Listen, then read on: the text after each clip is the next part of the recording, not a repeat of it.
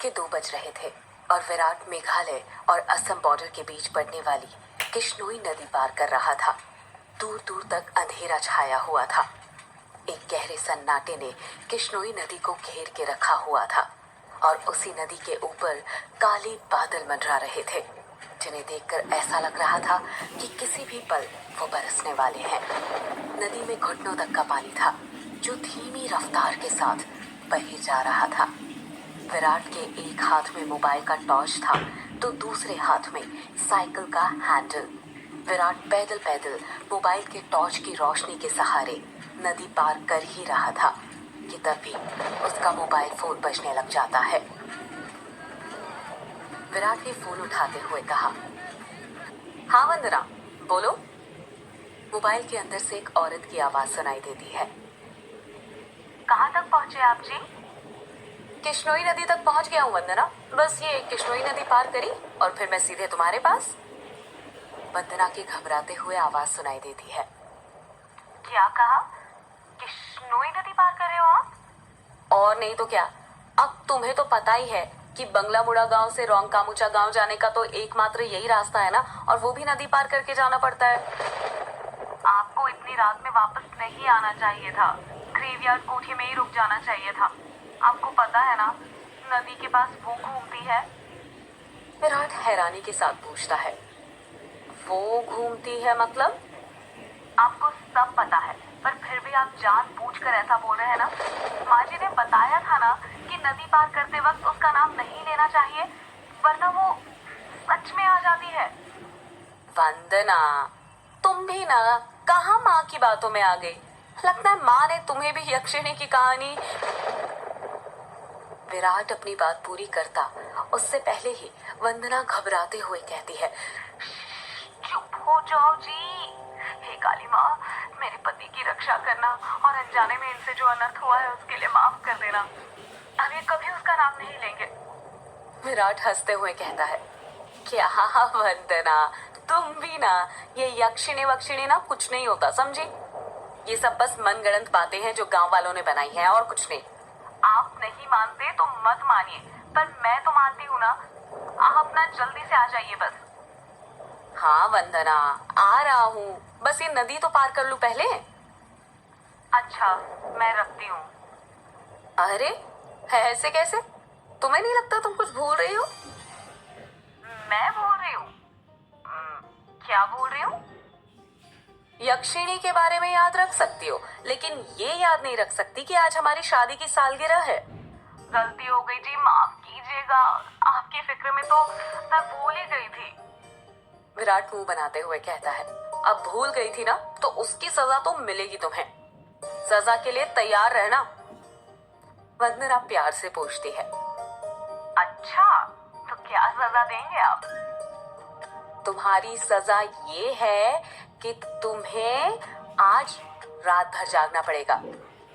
वंदना शर्मा जाती है और शर्माते हुए कहती है, आप भी ना कैसी कैसी बातें करते हैं आप। अरे अपनी पत्नी से ऐसी बातें नहीं करूंगा तो किससे करूंगा? ठीक है, आ जाइए, मैं इंतजार कर रही हूँ आपका। जल्दी आना। वंदना फोन कट कर देती है और विराट वापस से नदी पार करने लग जाता है। अभी विराट ने 1-2 कदम आगे बढ़ाए ही थे कि तभी उसको पायल बजने की आवाज सुनाई देती है। विराट को लगता है कि उसके पीछे से कोई लड़की भागते हुए निकली हो। पायल की आवाज सुनकर विराट जहां पर था वहीं पर रुक जाता है और पीछे मुड़कर देखने लग जाता है। जब वो पीछे मुड़ता है तो सिवाय अंधेरे के उसे कुछ दिखाई नहीं देता। उसके पीछे कोई नहीं था। ये वंदना भी ना यक्षिणी का नाम लेकर ना मेरे मन में ना उसका वहम डाल दिया है, और वही वहम डरा रहा है अब मुझे। और वैसे भी मैं तो खुद यक्षिणी से मिलना चाहता हूँ। बड़े चर्चे सुने हैं उसके, सुना है बड़ी खूबसूरत है। इतना कहकर विराट वापस से आगे बढ़ने लग जाता है। विराट मुश्किल से अभी 1-2 कदम ही चला था कि तभी उसे नदी के किनारे पर एक काला साया दिखाई देने लग जाता है। उस काले साए को देखकर विराट के कदम अपने आप थम जाते हैं साई को देखकर ऐसा लग रहा था कि जैसे वो विराट का ही इंतजार कर रहा था। काले साई के पास से पायल के बजने की आवाज और चमेली के फूल की खुशबू आ रही थी। विराट के हाथ पैर कपकपाने लग गए थे। विराट डरते हुए कहता है, कहीं वंदना की बातें सच तो नहीं थी? ये यक्षिणी तो नहीं? विराट उस साई को देखकर इतना डर गया था कि उसका पूरा चेहरा पसीने से लथपथ हो गया था। विराट के हाथ पैर ठंडे पड़ गए थे। उसका दिल जोरों से धड़कने लग गया था। उसे समझ नहीं आ रहा था कि वो क्या करे। विराट डरते हुए कहता है, कौन है वहां पर? कोई जवाब नहीं आता है। सन्नाटा अब भी छाया हुआ था। विराट अपने मोबाइल का टॉर्च उस काले साई पर मारने लग जाता है। जब उस टॉर्च की रोशनी उस काले साई पर पड़ती है तो विराट देखता है कि वो साया और किसी का नहीं बल्कि एक लड़की का था। नदी के किनारे पर एक बहुत ही खूबसूरत लड़की खड़ी हुई थी, जिसकी उम्र करीब 24 साल और लंबाई 5 फीट 2 इंच थी। उसकी लंबी सी गर्दन, गुलाबी से होंठ, बाल खुले हुए जो उसके कमर तक आते थे, उसका गोरा बदन और उसी गोरे बदन पर उसने काली साड़ी पहन रखी थी। वो लड़की किसी अप्सरा से कम नहीं लग रही थी। वो इतनी खूबसूरत थी कि कोई भी मर्द उसका रूप देखकर अपनी हदों को भूलकर उसकी बाहों में मदहोश होना चाहेगा। वो लड़की अपने हाथ से विराट को इशारा करते हुए अपने पास बुलाती है। उस लड़की को देखकर विराट भूल गया था कि यक्षिणी जैसी कोई चीज भी होती है। विराट अपनी साइकिल को वहीं पर छोड़ देता है और जल्दी जल्दी उस लड़की के पास जाने लग जाता है, जैसे उसके बदन में कोई आग लग गई हो। विराट उस लड़की के पास जाकर उससे धीरे से पूछता है, कौन हो तुम और यहाँ पर क्या कर रही हो? क्या नाम है तुम्हारा?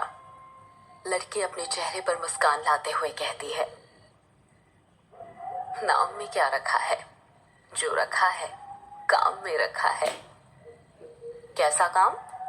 लड़की विराट की आंखों में देखते हुए कहती है, वही काम जो तुम घर पर जाकर अपनी पत्नी के साथ करने वाले थे। तुम उसे आज रात भर जगाना चाहते थे ना? क्या तुम मुझे नहीं जगाओगे? उस लड़की की आंखों में एक नशा सा था जिसे देखकर विराट सब कुछ भूल गया था।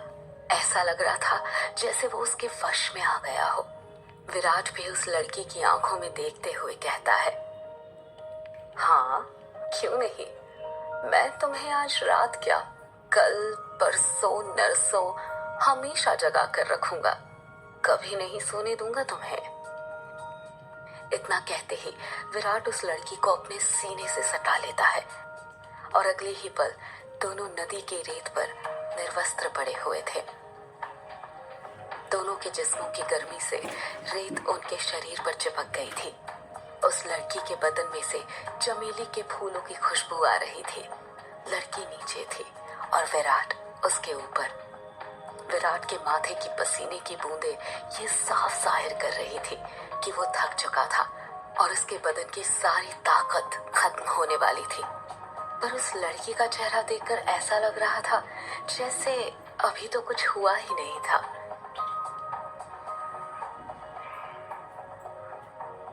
उसके अंदर की प्यास अभी बुझी नहीं थी।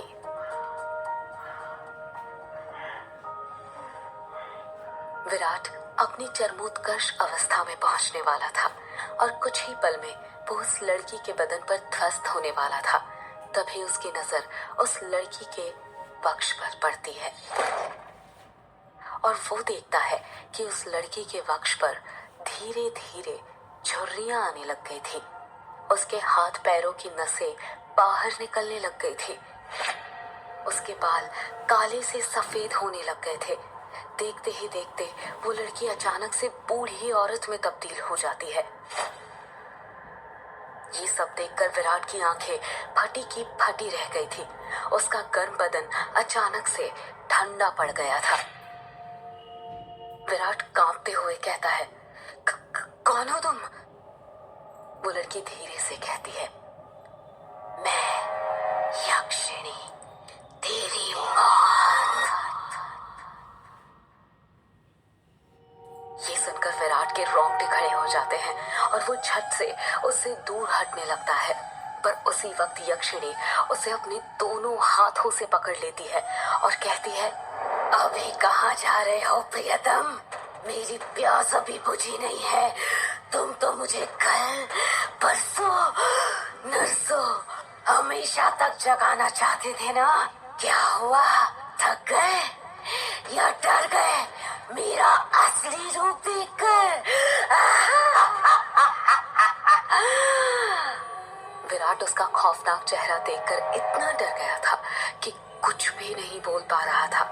उसको यक्षिणी की आंखों में खुद की मौत नजर आ रही थी। यक्षिणी गुस्से में कहती है, वासना की प्यास में तो ये भूल गया कमीने कि तेरी पत्नी वंदना तेरा घर पर इंतजार कर रही है और तू यहाँ पर मेरे साथ। तुम मर्द कभी एक स्त्री से प्यार नहीं कर सकते। तुम्हारी हवस कभी खत्म नहीं होने वाली। इतना कहकर यक्षिणी अपना हाथ विराट के सीने पर रख देती है। यक्षिणी के लंबे लंबे काले नाखून थे जो चाकू की तरह पैने थे। विराट डरते हुए कहता है, नहीं नहीं, ऐसा मत करो, जाने दो मुझे। जाने ही तो दे रही हूँ। पहली बटोला, पहली बटोला, पहली बटोला। इतना कहकर यक्षिणी अपना हाथ विराट के सीने के अंदर घुसा देती है और उसी वक्त जोर से काले बादल गरजने लगते हैं और बारिश होने लग जाती है। विराट के शरीर का खून नाखूनों के सहारे यक्षिणी के शरीर में जाने लग जाता है। जैसे जैसे खून यक्षिणी के शरीर के अंदर जा रहा था, वो वापस से जवान होते जा रही थी। यक्षिणी वापस से अपने पुराने रूप में आ गई थी और विराट का शरीर सूखकर सफेद पड़ गया था। उसके अंदर खून की एक बूंद तक नहीं थी, पर उसकी धड़कनें अब भी चल रही थी। यक्षिणी अपना मुंह विराट के कान के पास ले जाती है और फुसफुसाते हुए कहती है, राम नो राम रो, राम रो, राम नो राम नो राम रो। इतना कहकर यक्षिणी अपना खून से सना हाथ विराट के सीने से बाहर निकालने लग जाती है। जैसे ही यक्षिणी अपना हाथ विराट के सीने से बाहर निकालती है, विराट अपना दम तोड़ देता है, क्योंकि यक्षिणी के हाथ में विराट का दिल था जो सिकुड़ चुका था। अगले ही पहल यक्षिणी विराट का दिल लेकर गायब हो जाती है, ठीक उस तरह जिस तरह बारिश की बूंदें होती है।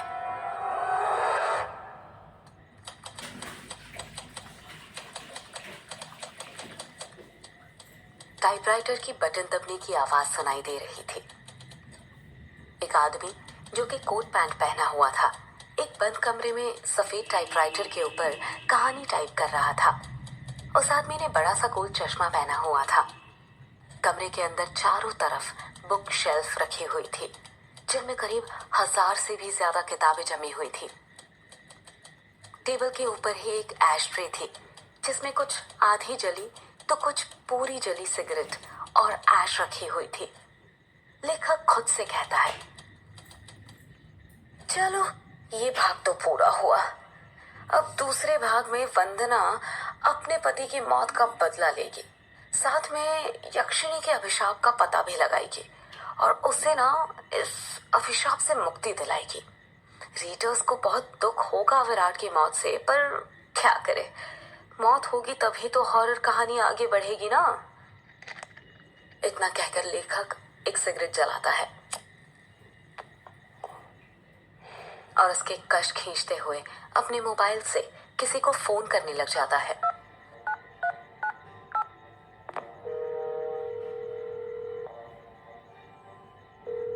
फोन के अंदर से उबासी लेते हुए आवाज सुनाई देती है, हेलो, कौन? हेलो जगदीश, वो मैं बोल रहा था कि कहानी तैयार हो गई है। अच्छा सर, आप है? क्या कहा आपने? कहानी तैयार हो गई?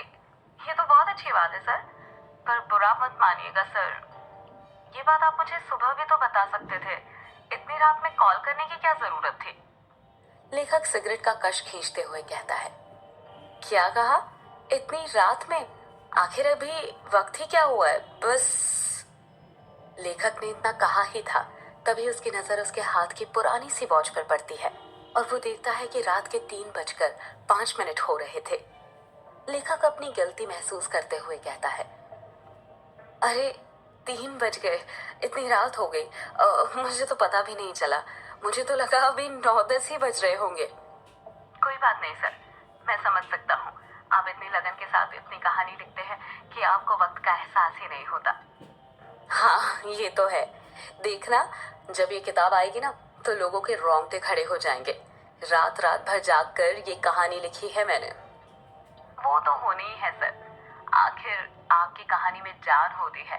इतनी जान कि सोए हुए मुर्दों को भी जगा दे और उनको भी कहानी सुनने के लिए मजबूर कर दे। वैसे अभी जो कहानी आपने लिखी है उसका नाम क्या है? इस कहानी का नाम है यक्षिणी एक डायन। मोबाइल के अंदर से हैरानी के साथ आवाज सुनाई देती है। क्या कहा सर? यक्षिणी? हाँ, यक्षिणी। क्या हुआ? तुम इतना शॉक्ड क्यों लग रहे हो? सर, मैंने सुना है ये जो यक्षिणी है ये आपके गांव के पास जो किश्नोई नदी है वहां पर घूमा करती है और मर्दों के साथ वो सब, यानी वही सब करके उन्हें मार देती है।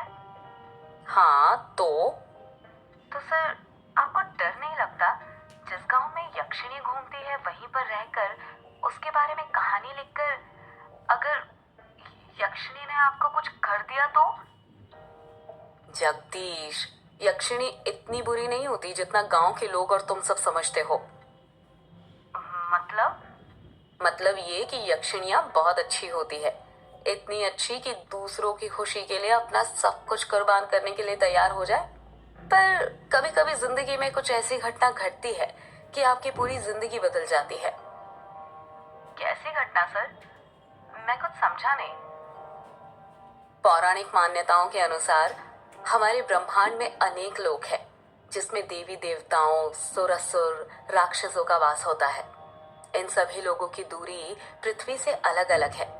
कहा जाता है कि इन सभी लोकों में विष्णु लोक सबसे ऊपर है और सबसे निचला लोक यक्ष यक्षिणियों और अप्सराओं का है, जो पृथ्वी से सबसे नजदीक है।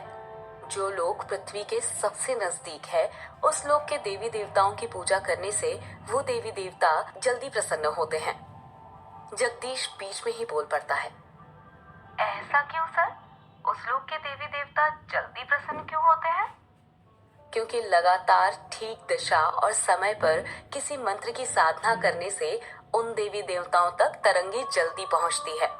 यक्ष यक्षिणियों के लोक में से ही एक यक्षिणी द्वापर युग के अंत में पृथ्वी पर आई थी, जिसको एक अभिशाप मिला था। एक ऐसा अभिशाप जिसने उसकी जिंदगी बदल दी थी। कैसा अभिशाप सर? आप किस अभिशाप की बात कर रहे हैं? और उसे ये अभिशाप किसने दिया था? एक दूसरे लोक से पृथ्वी लोक पर आई यक्षिणी को एक अभिशाप मिला था। आखिर क्या था वो अभिशाप और किसने दिया था? जानने के लिए सुनते रहिए यक्षिणी एक डायन का अगला एपिसोड।